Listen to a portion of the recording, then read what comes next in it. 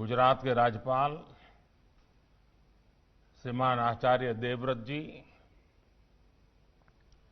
लोकसभा अध्यक्ष श्रीमान ओम बिरला जी, संसदीय कार्य मंत्री श्री प्रहलाद जोशी जी,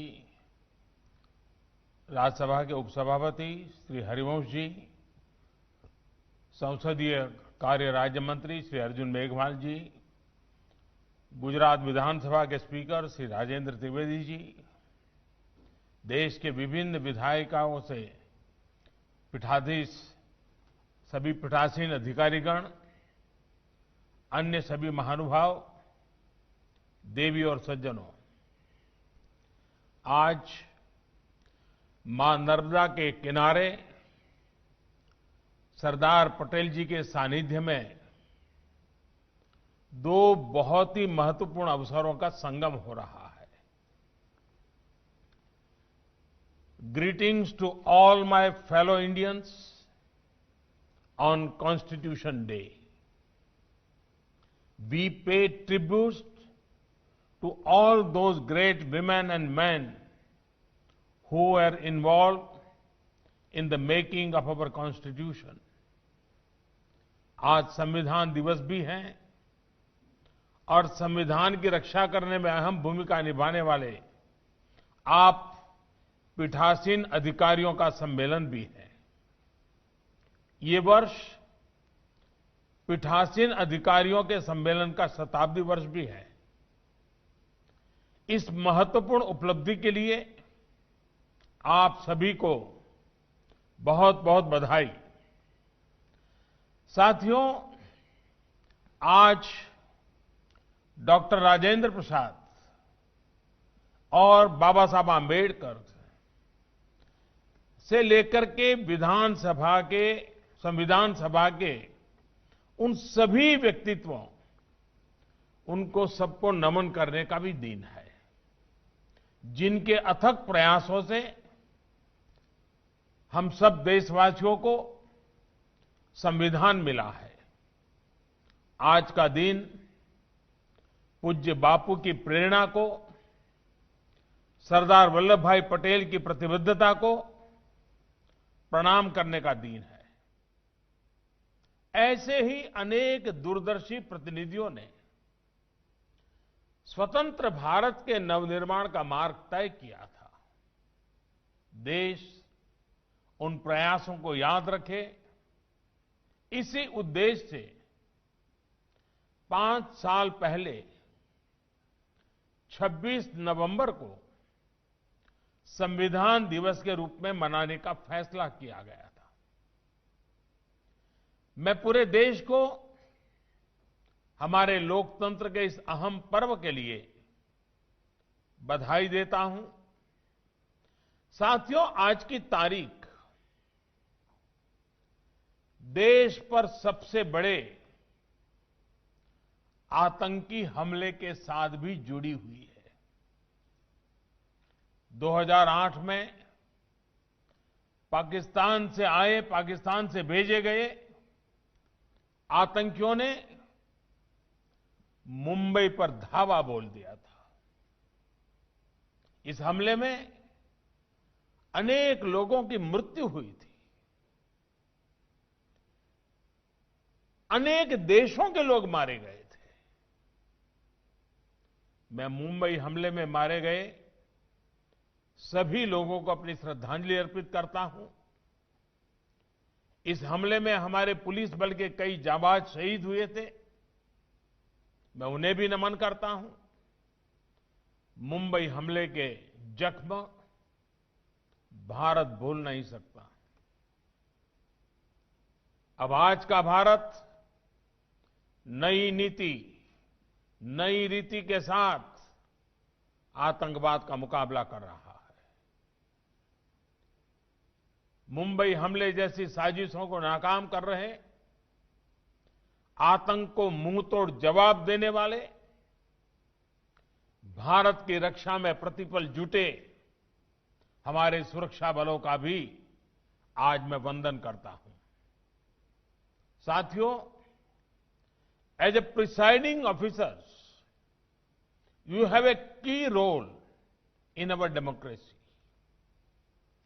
आप सभी पीठासीन अधिकारी कानून निर्माता के रूप में संविधान और देश के सामान्य मानवी को जोड़ने वाली एक बहुत अहम कड़ी है। विधायक होने के साथ साथ आप सदन के स्पीकर भी हैं। ऐसे में हमारे संविधान की तीनों महत्वपूर्ण अंग विधायिका, कार्यपालिका और न्यायपालिका के बीच बेहतर सामंजस्य स्थापित करने में आप बहुत बड़ी भूमिका अदा कर सकते हैं। आपने अपने सम्मेलन में इस पर काफी चर्चा भी की है। संविधान की रक्षा में न्यायपालिका की अपनी भूमिका होती है, लेकिन स्पीकर लॉ मेकिंग बॉडी का फेस होता है। इसलिए स्पीकर एक तरह से संविधान के सुरक्षा के कवच का पहला प्रहरी भी है। साथियों, संविधान के तीनों अंगों की भूमिका से लेकर मर्यादा तक सब कुछ संविधान में ही वर्णित है। 70 के दशक में हमने देखा था कि कैसे सेपरेशन ऑफ पावर की मर्यादा को भंग करने की कोशिश हुई थी, लेकिन इसका जवाब भी देश को संविधान से ही मिला। बल्कि इमरजेंसी के उस दौर के बाद चेक्स एंड बैलेंस का सिस्टम मजबूत से मजबूत होता गया। विधायिका, कार्यपालिका और न्यायपालिका तीनों ही उस कालखंड से बहुत कुछ सीखकर आगे बढ़े। आज भी वो सीख उतनी ही प्रासंगिक है। बीते 6-7 सालों में विधायिका, कार्यपालिका और न्यायपालिका में सामंजस्य को और बेहतर करने का प्रयास हुआ है। साथियों, इस तरह के प्रयासों का सबसे बड़ा प्रभाव पड़ता है जनता के विश्वास पर। कठिन से कठिन समय में भी जनता की आस्था इन 3 अंगों पर बनी रहती है। ये हमने इन दिनों इस वैश्विक महामारी के समय भी बखूबी देखा है। भारत की 130 करोड़ से ज्यादा जनता ने जिस परिपक्वता का परिचय दिया है, उसकी एक बड़ी वजह सभी भारतीयों का संविधान के तीनों अंगों पर पूर्ण विश्वास है। इस विश्वास को बढ़ाने के लिए निरंतर काम भी हुआ है। महामारी के इस समय में देश की संसद ने राष्ट्रहित से जुड़े कानूनों के लिए, आत्मनिर्भर भारत के लिए, महत्वपूर्ण कानूनों के लिए जो तत्परता और प्रतिबद्धता दिखाई है, वह भी अभूतपूर्व है। इस दौरान संसद के दोनों सदनों में तय समय से ज्यादा काम हुआ है। सांसदों ने अपने वेतन में भी कटौती करके अपनी प्रतिबद्धता जताई है। अनेक राज्यों के विधायकों ने भी अपने वेतन का कुछ अंश देकर कोरोना के खिलाफ लड़ाई में अपना सहयोग दिया है। I want to appreciate all these efforts. In the COVID times, these steps play a leading role in boosting public confidence.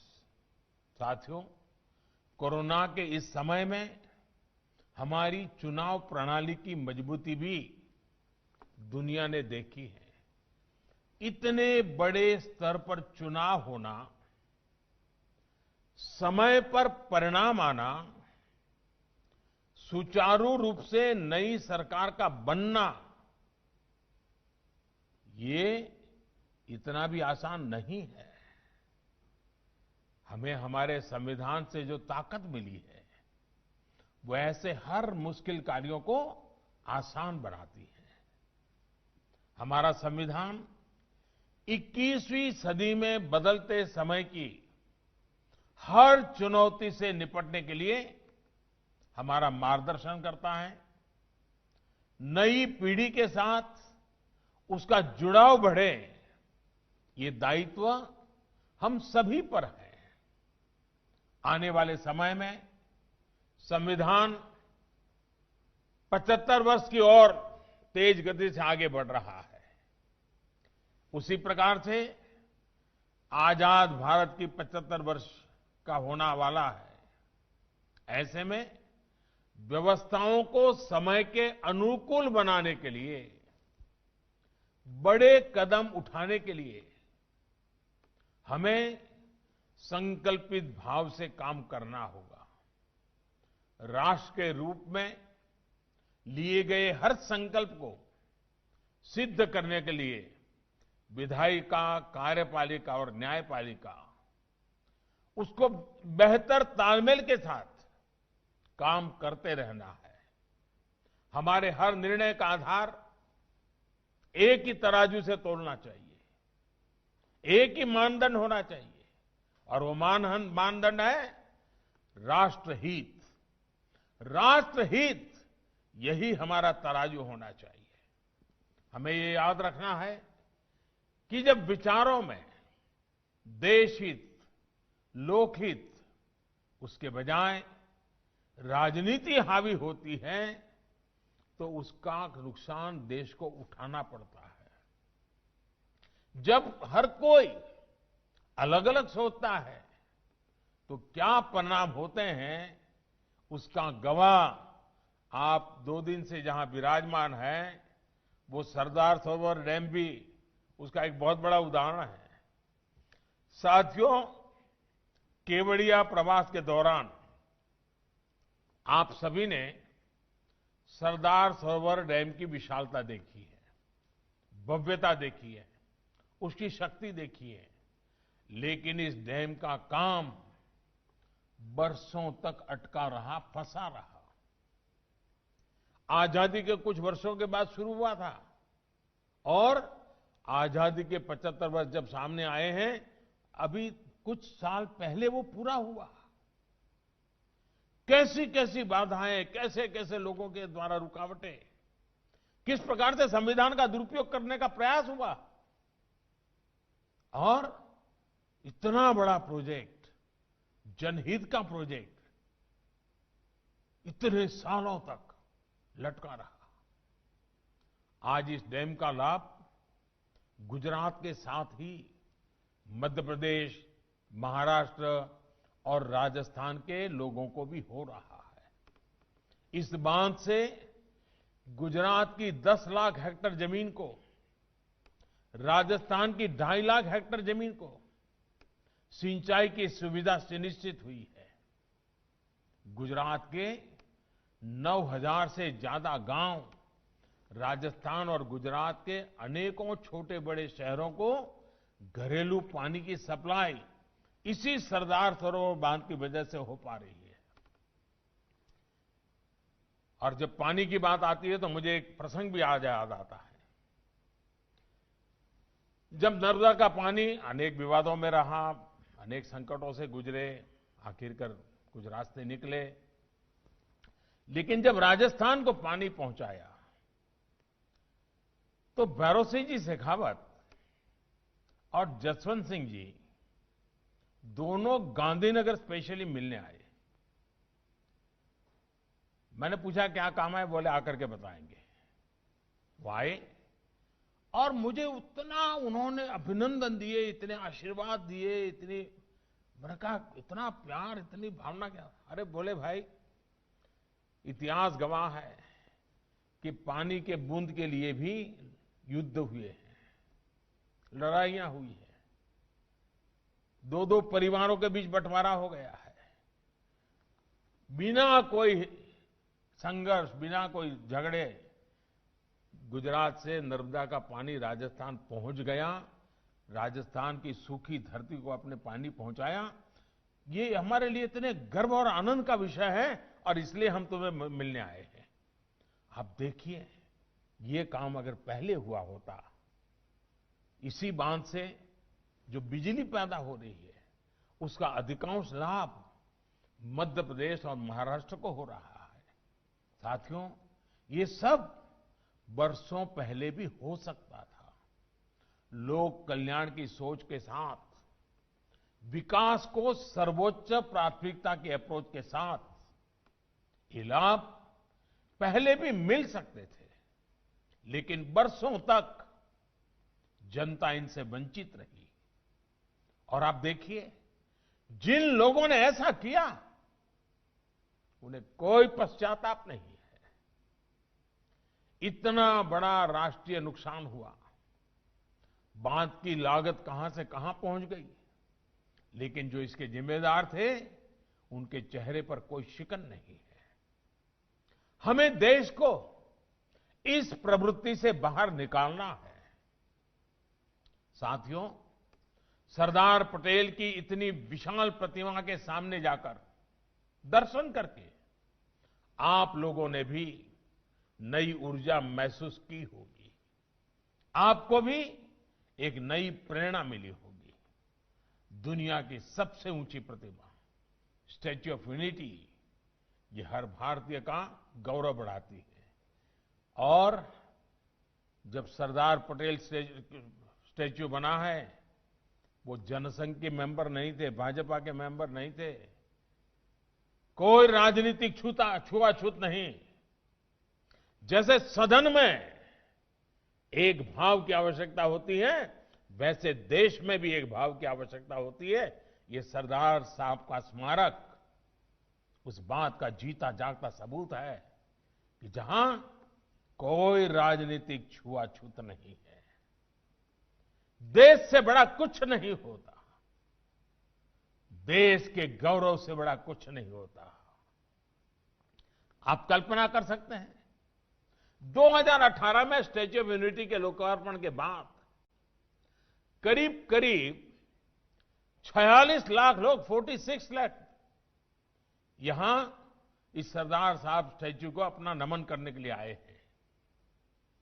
Corona की वजह से 7 महीनों तक स्टैच्यू दर्शन बंद नहीं हुए होते तो ये आंकड़ा और ज्यादा होता।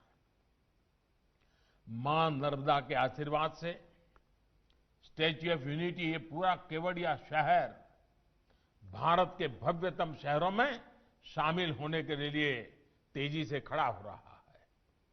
सिर्फ कुछ ही वर्षों में, और अभी ये गवर्नर श्रीमान आचार्य जी ने बड़े विस्तार से इसका वर्णन किया है, कुछ ही वर्षों में इस स्थान का कायाकल्प हो गया है।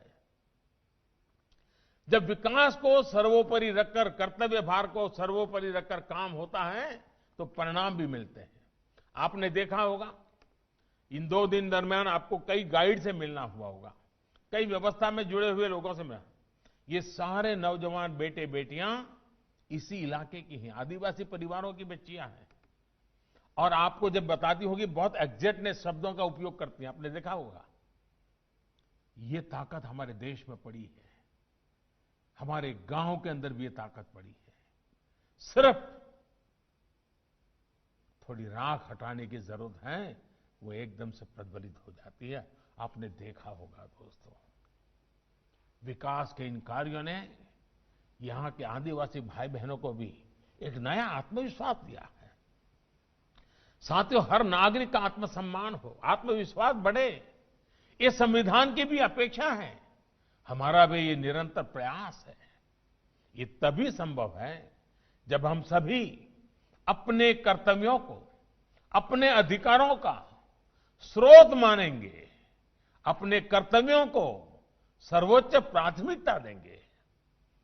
कर्तव्यों पर, संविधान पर सबसे ज्यादा बल दिया गया है, लेकिन पहले के दौर में उसे ही भुला दिया गया। चाहे सामान्य नागरिक हो, कर्मचारी हो, जनप्रतिनिधि हो, न्यायिक व्यवस्था से जुड़े लोग हो, हर व्यक्ति, हर संस्थान के लिए कर्तव्यों का पालन बहुत प्राथमिकता है, बहुत जरूरी है। संविधान में तो हर नागरिक के लिए ये कर्तव्य लिखित रूप में भी है। और अभी हमारे स्पीकर आदरणीय बिरला जी ने कर्तव्यों के विषय में विस्तार से हमारे सामने विषय भी रखा। Friends, our constitution has many special features, but one very special feature is the importance given to duties. Mahatma Gandhi himself was very keen about this. He saw a close link between rights and duties. He felt that once we perform our duties, rights will be safeguarded. साथियों, अब हमारे प्रयास ये होने चाहिए कि संविधान के प्रति सामान्य नागरिक की समझ और ज्यादा व्यापक हो। इसके लिए संविधान को जानना, समझना भी बहुत जरूरी है। आजकल हम सब लोग सुनते हैं केवाईसी। ये बहुत कॉमन शब्द है, हर कोई जानता है। केवाईसी का मतलब है नो योर कस्टमर। ये डिजिटल सुरक्षा का एक बड़ा अहम पहलू बना हुआ है। उसी तरह केवाईसी एक नए रूप में, केवाईसी यानी नो योर कॉन्स्टिट्यूशन, हमारे संविधान सुरक्षा कवच को भी मजबूत कर सकता है। इसलिए मैं संविधान के प्रति जागरूकता के लिए निरंतर अभियान चलाते रहना, ये देश की आने वाली पीढ़ियों के लिए आवश्यक मानता हूं। विशेषकर स्कूलों में, कॉलेजों में हमारी नई पीढ़ी को इससे बहुत करीब से परिचय करना हो चुका। I would urge you all to take initiative that make aspects of our constitution more popular among our youth, that too through innovative methods. साथियों, हमारे यहां बड़ी समस्या ये भी रही है कि संवैधानिक और कानूनी भाषा उस व्यक्ति को समझने में मुश्किल होती है जिसके लिए जो कानून बना है। मुश्किल शब्द, लंबी लंबी लाइनें, बड़े बड़े पैराग्राफ, क्लोज सब क्लोज, यानी जाने अनजाने एक मुश्किल जाल बन जाता है।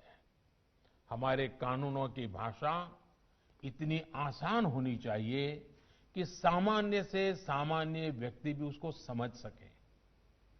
हम भारत के लोगों ने इस संविधान खुद को दिया है, इसलिए इसके तहत लिए गए हर फैसले, हर कानून से सामान्य नागरिक सीधा कनेक्ट महसूस करे, ये सुनिश्चित करना होगा।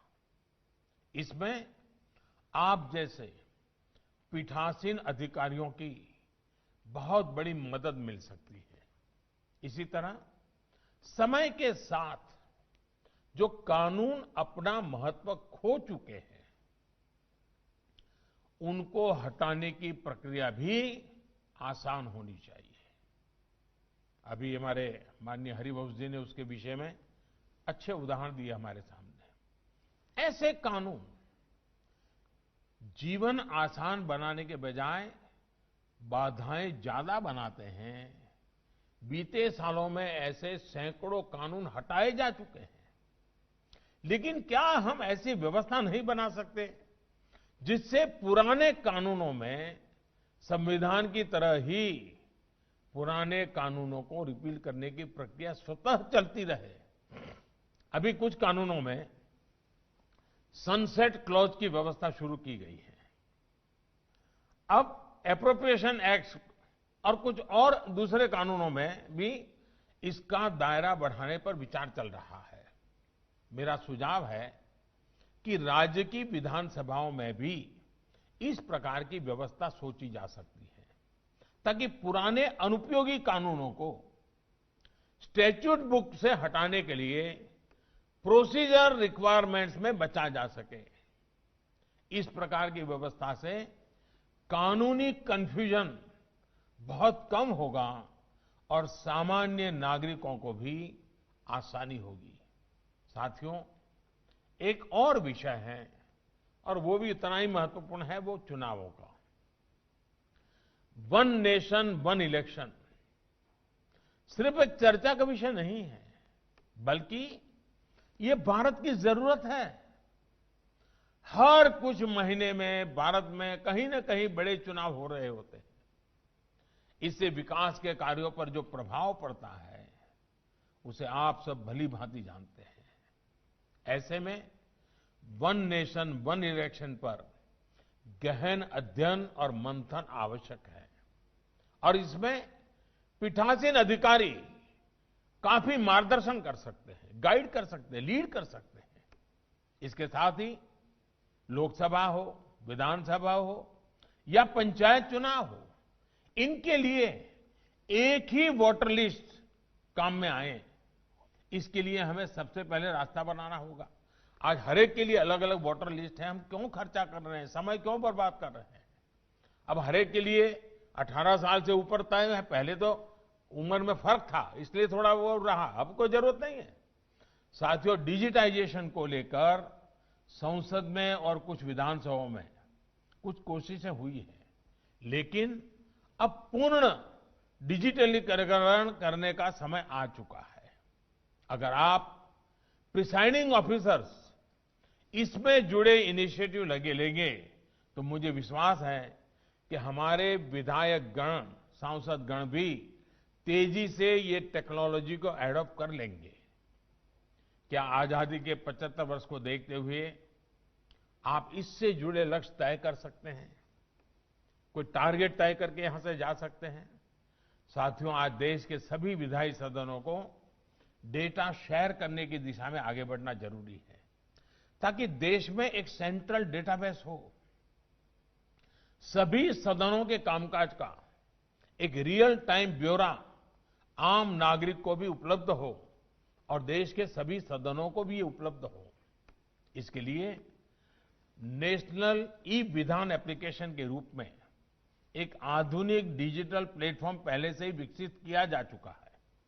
मेरा आप सभी से आग्रह रहेगा कि इस प्रोजेक्ट को जल्द से जल्द एडॉप्ट करें। अब हमें अपनी कार्यप्रणाली में ज्यादा से ज्यादा टेक्नोलॉजी के इस्तेमाल, पेपरलेस तौर तरीकों पर बल देना चाहिए।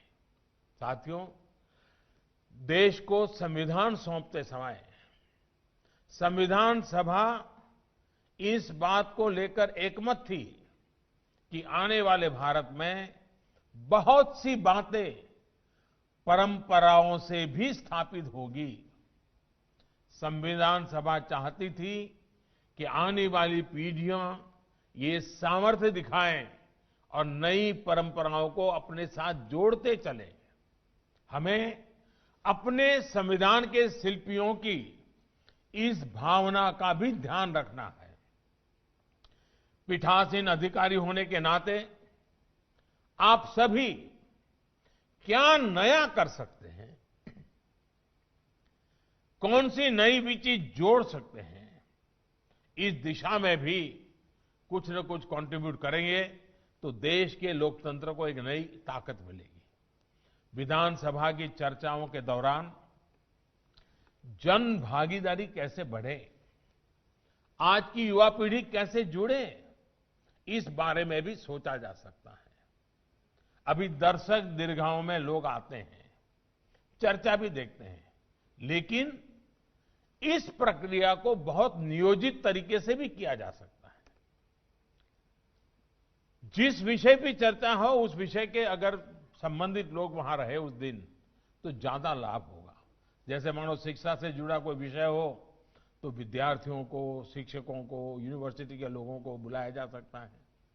सामाजिक सरोकार से जुड़ा कोई अन्य विषय हो तो उससे संबंधित समूह को बुलाया जा सकता है। महिलाओं के संबंधित कोई विषय की चर्चा हो तो उनको बुलाया जा सकता है। इसी तरह कॉलेजों में भी मॉक पार्लियामेंट को बढ़ावा देकर हम बहुत बड़ी मात्रा में इसको प्रचारित कर सकते हैं और हम स्वयं भी उससे जुड़ सकते हैं। कल्पना करिए, यूनिवर्सिटी के छात्रों की संसद हो और आप खुद उसे संचालित करें।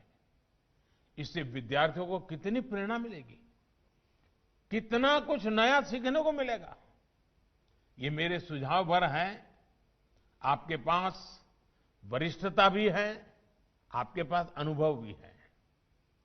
मुझे विश्वास है कि ऐसे अनेक प्रयासों से हमारी विधायी व्यवस्थाओं पर जनता का विश्वास और मजबूत होगा।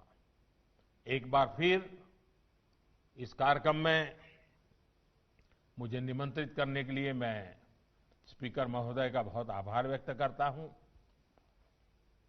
मैंने ऐसे ही सुझाव दिया था, लेकिन स्पीकर साहब ने केवड़िया में इस कार्यक्रम की रचना की। गुजरात के लोगों की मेहमान नवाजी तो बहुत अच्छी होती ही होती है। वैसे हमारे देश के हर कोने में स्वभाव है, तो उसमें तो कोई कमी नहीं आई होगी, ऐसा मुझे पूरा विश्वास है। लेकिन इसको देखने के बाद हो सकता है आपके मन में कई अच्छे नए विचार आए हों। अगर वहां वो विचार अगर पहुंचा देंगे तो जरूर उसका लाभ होगा इसके विकास में, क्योंकि एक पूरे राष्ट्र के लिए एक गौरवपूर्ण जगह बनी है। उसमें हम सबका योगदान हो, क्योंकि इसके मूल में आपको याद होगा, हिंदुस्तान के हर गांव से किसानों ने खेत में जो औजार उपयोग किया था, वैसा पुराना औजार इकट्ठा किया था हिंदुस्तान के 6 लाख गांवों से, और उसको यहां पर मेल्ट करके इस स्टैच्यू बनाने में किसानों के खेत में उपयोग किए गए औजार का में से लोहा निकालकर इस स्टैच्यू में उपयोग किया गया है। यानी इसके साथ एक प्रकार से हिंदुस्तान का हर गांव, हर किसान जुड़ा हुआ है। साथियों, नर्मदा जी और सरदार साहब के सानिध्य में ये प्रवास आपको प्रेरित करता रहे, इसी कामना के साथ आप सबको मेरी तरफ से बहुत बहुत आभार, बहुत बहुत धन्यवाद, बहुत शुभकामनाएं।